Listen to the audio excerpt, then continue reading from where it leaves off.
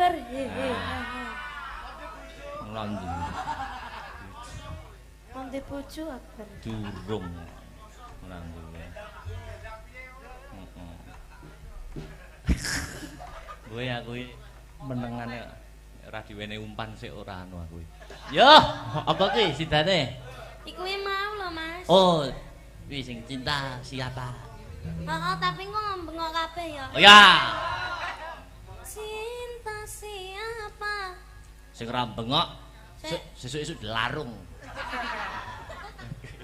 Latihan sih, ndang cepet. Ya, latihan sih. Ini sinden-sinden, Bu. Bu Ya. melak bengok nggih, Bu nggih. Oh. Ayo, latihan. Cinta bojone Victor. Victor ganti bojo ya. Ora duwe. Bisa. Bengok kabeh ya. Ya.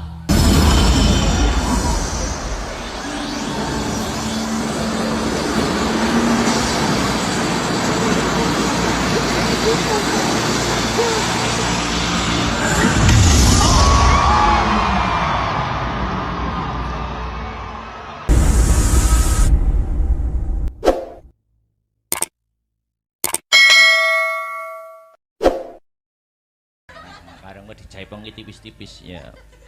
Yo. Yen ning tawanan alintang bong bagus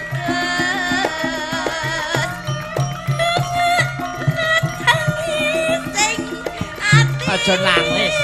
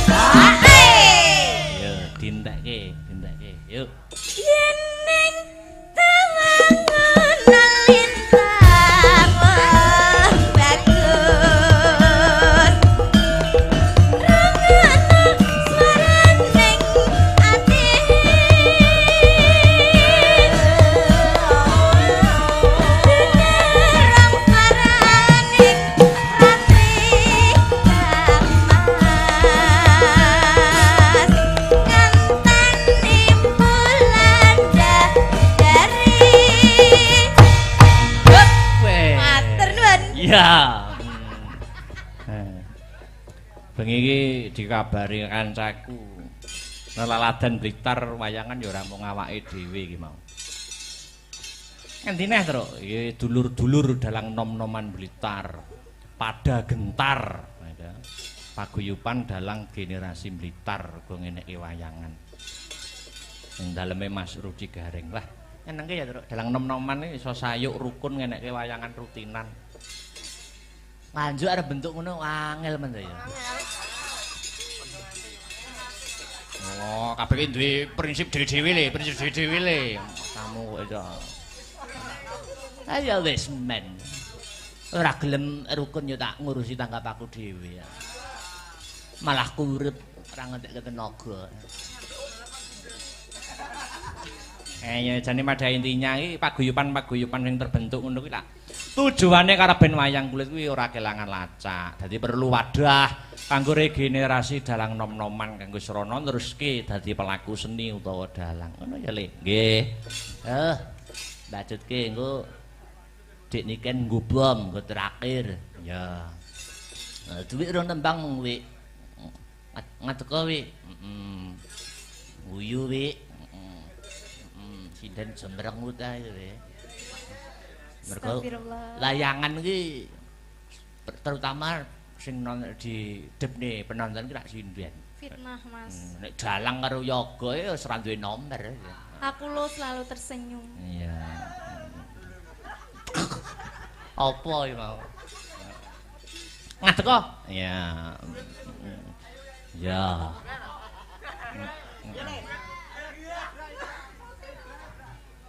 Iki gak diapa-apa nih to. Rasa ya ini.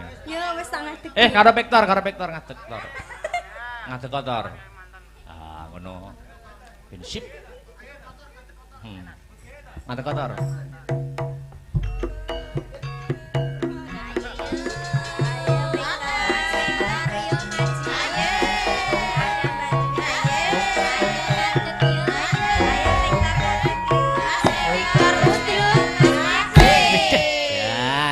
Casper. Wayang timplong. Wis. Duwe ta apa sing musik ngono apa? Manut Mbak Dwi. Manut apa hakike anyar. Sing duwe. Manut, Mbak. Sing lawas-lawas ora apa-apa, sing lawas-lawas. Siksa kubur kowe. Siksa kubur. Sakit rindu, Mas. Waduh. Elah. Loro tenan iki suwe rapet. Ayo tar. Sesasi rapet tuh iso tambah lemu ngono anjing. Iya, karena aku sekarang tuh ayem gitu. Iya. Sebabe. Ya, sebabe ketut kerusan. Layak. Apa kuwi? Apa kuwi? Kerusan. Untirane nak penak kerusane. Wah, semangat bener. Ndak paham. Sakit rindu. Ayo Tris, nyambut gawe Tris. Ayo Mas Tris, Mas. Menteng ae iki. Ayo. Sabar to, Kong. Iki mana sing aku iki lho. Piye, Mas? Assalamualaikum. Waalaikumsalam. Sugeng enjing menawi kepareng badhe nyuwun lelagon kadung tresna utawi ninggal katresnan. Menawi kepareng Victor ken beksa, Mas. Wah, iki Hafid. Oh, Mas Hafid nggih. Tingkatku. Nggih. Ya, Mas Hafid dituruti. Alhamdulillah ring kitanipun gayeng mugi sedaya pinaringan sehat ugi pikantuk berkah. Amin. Nah, wis. Endi mau? Assalamualaikum. Waalaikumsalam. Wilujeng dalu. Nggih. Saking kauman Nganjuk tetep nderek memantau saking live streaming kagem Mas Akbar. Dan kru semoga sehat dan sukses selalu matur nuwun saking Bobo Lasiman. Nggih, matur nuwun Lasiman. Anu sik. Nggih. Enggar karo Mbak Enggar karo Dek Sinta ngadeg sik ninggal katresnan. Oke. Aku pengen Dik Niken Banyuwanginan. Wah, oke, siap. Yo. Ya Mbak yo. Nah. Jan. Ya. Siapit wong loro. Jan. Wes sitok gedhi sitok. Cilik. Lho. Nah, putrane Pak Wanto to sih ta? Nah, kon ngendang. Wah, Jan. Nggih. Anak pengendang itu dadi ngendang. Ya. Yuk, monggo. Yuk, langsung le. J. Ya.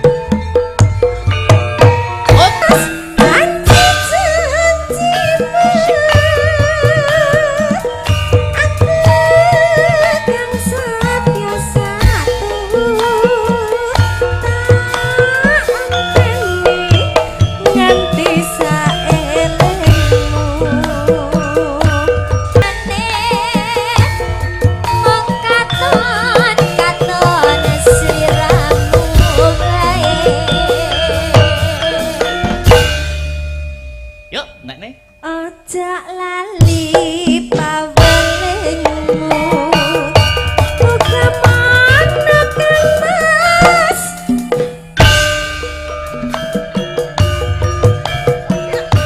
Aku kan setia satu.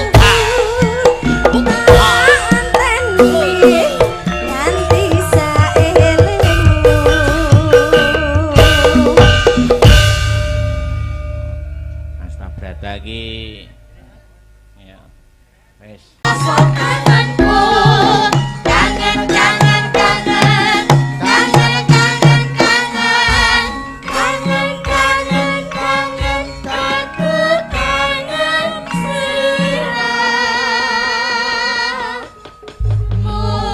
Assalamualaikum warahmatullahi wabarakatuh. Selamat pagi Mas Gareng. Selamat pagi Truk. Pagi gong pagi Mas Witru. Alhamdulillah. Wiwit jam 09.00 nganti jam piro iki? Jam 2 kurang 10 menit manut jamku. Diparingi lancar ora ana alangan sawiji ngopo anggone awake dhewe paring lelipur ana Ngadipura kene. Tobat.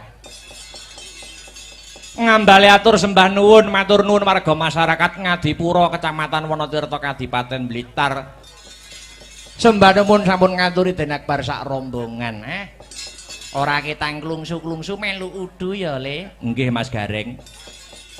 Muga-muga keluarga besar desa Ngadipura tinaringan teguh yuwana ayem tentrem sejahtera bahagia lahir dan batin ya, Mas.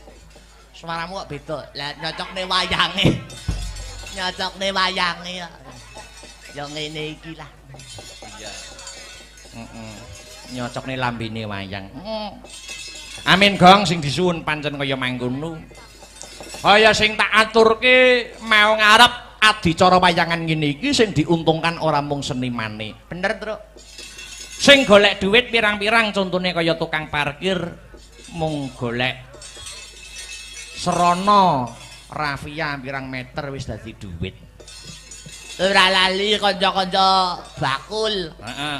Ngene iki tumplek-blek nganti mau sore teh jan. Dalan ora amet lho, Kang. Heeh. Iya, Gong.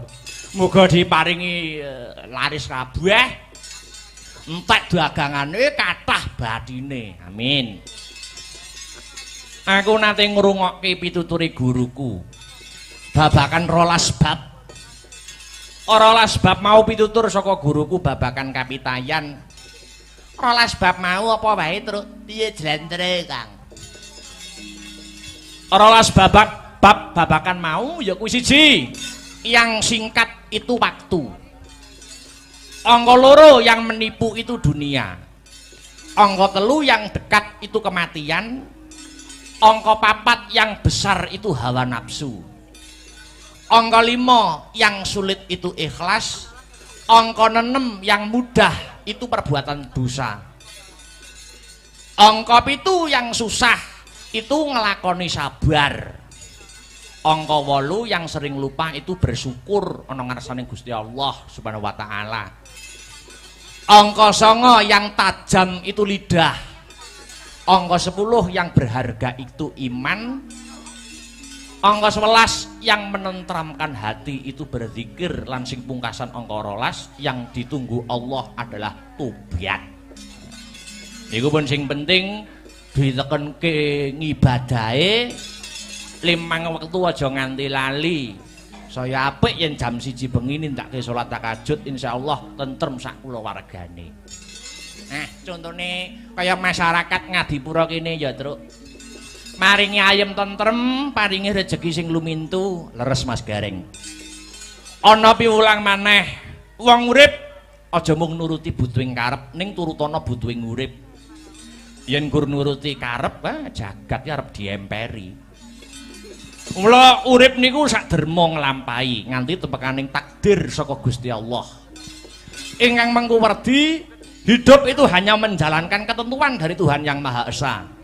Kita sebatas berdoa dan berusaha karena hanya Yang Kuasa yang mengerti mana yang baik dan buruk. Ana tembung becik ketitik, ala ketara ngono kae. Kuwi kabeh ya dilakoni awake dhewe ya, Truk. Bener, Gong. perbuatan kebaikan suatu saat akan tetap terungkap sepintar-pintar apapun orang lain memanipulasinya. Sebaliknya suatu keburukan akan terungkap pada saatnya nanti. Wis kuwi tetep mula ana tembung wong kuwi aja sok gumunan, aja sok kagetan, aja sok getunan, aja aleman lan aja geleman. Maknane piye lho? Maknane piye, Kang? Ingkang mengerti, jangan mudah terheran-heran atau terlalu kagum. Angka 2, jangan mudah menyesal. Angka 3, jangan mudah terkejut.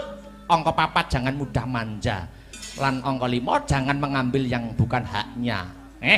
Insyaallah nyambut gawe ning ngendi wae seneng, ora getapan, ora disirik karo wong.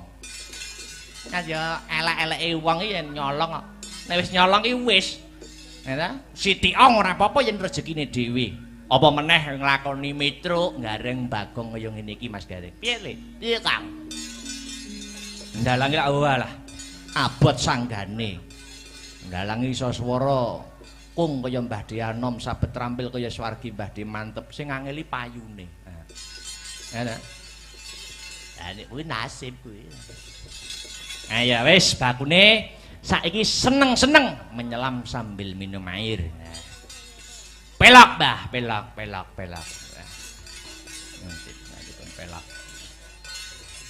Tintingane pelak. Dikendeni sik. Yen ning tawang ana lintang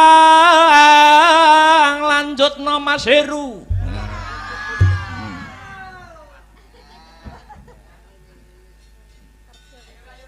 Cahayu aku nganteni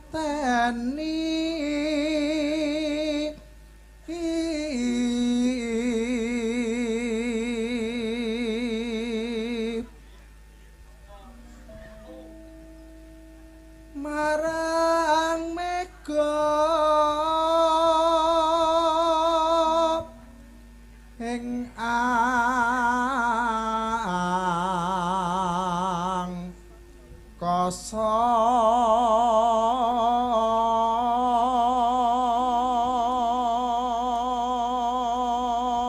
cek metu megatruh karo Masku Mambang. Ya. Sun takon war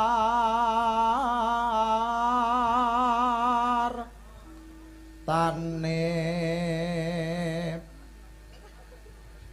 reki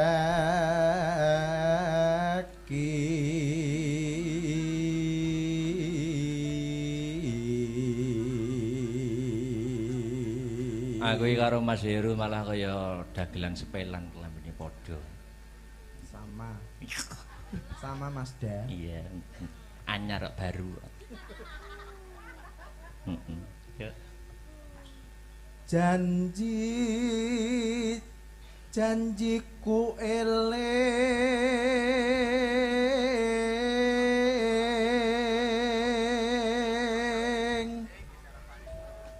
sumadut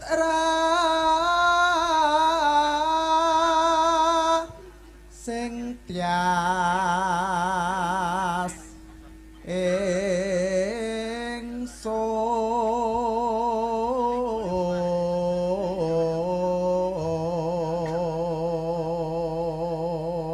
tanggal 20 ke Mas Tiar kon pencak ning dhuwur panggung.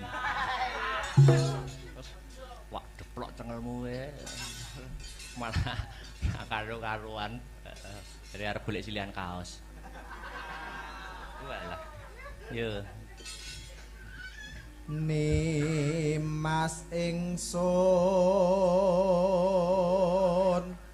prasapa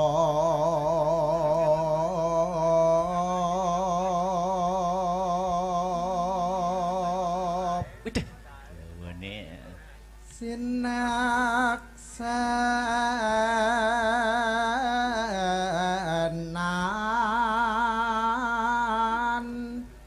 bumi langit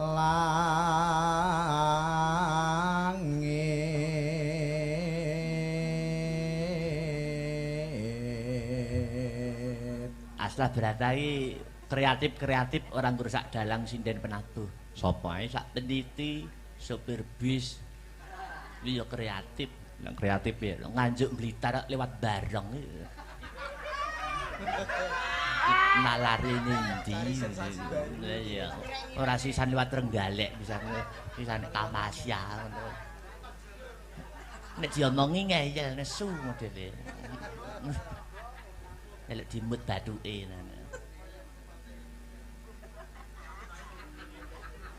Yo. Tangis ing tias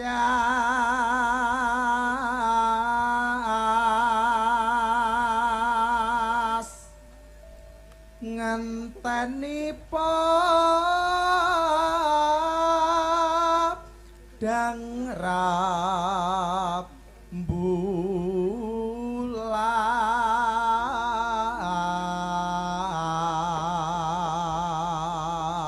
Blas. Suarane Mas Heru pungkul. Ora entek babar blas.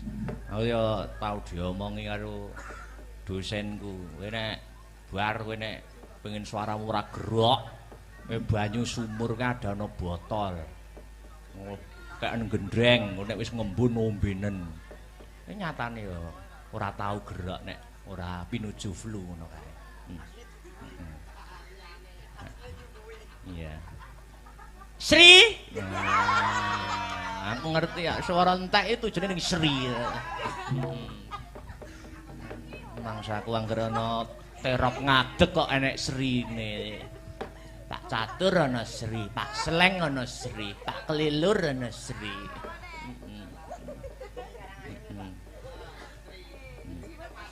Pak anu Bima Wanagiri. Tapi kita masih bisa sesandingan kan. Masa aku cah pedalangan. Ya. Yen nawang langgam. Ya. Karo ngadeg ya alon-alon. Oh iya. Meluruskan urat-urat saraf ngono lho, Sri. Nggih. Ya. Mboten buka rebab mawon. Waduh, lah berat dibawani ini. ya bukane buka celuk. Waduh. Jadi sing ngenong iki tak sipani wis usul suwe. Bagongmu gantine sing biasa solonan ngene iki wae. Iki tak nuruti tak sipan. Iya. Iya. Duh, Jan. Ayo. Yuk.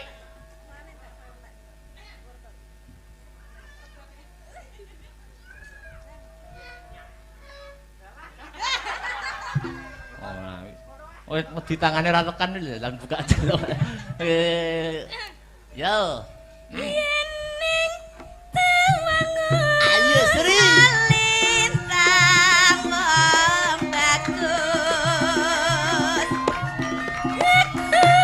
Ngenteni kakangmu. Sakno. Marang mega ing angkasa Kang Mas.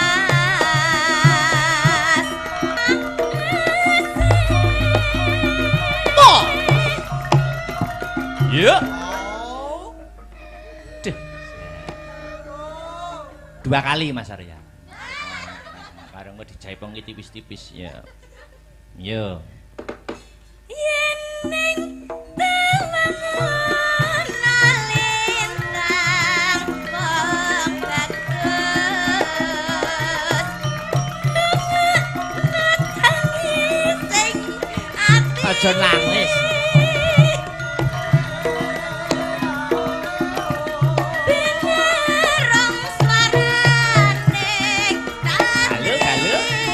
Kang Mas. Tresnaku sundul miyati.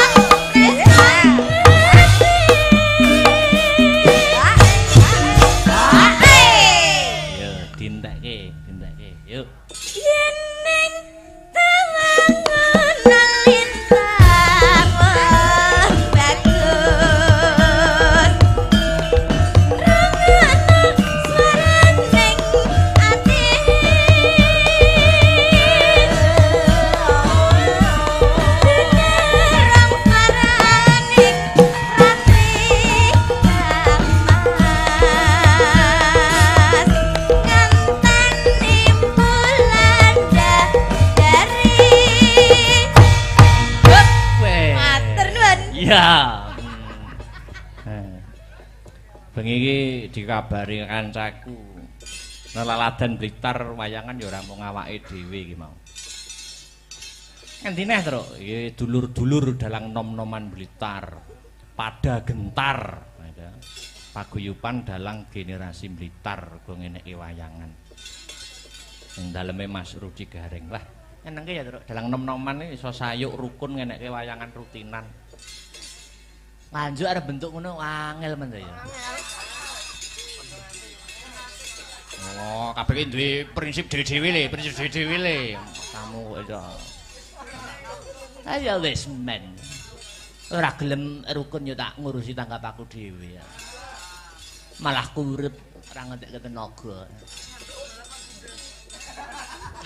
Ya jane pada intinya iki paguyuban-paguyuban sing terbentuk ngono kuwi lak tujuane karaben wayang kulit kuwi ora kelangan lacak. Dadi perlu wadah kanggo regenerasi dalang nom-noman kanggo srana neruske dadi pelakon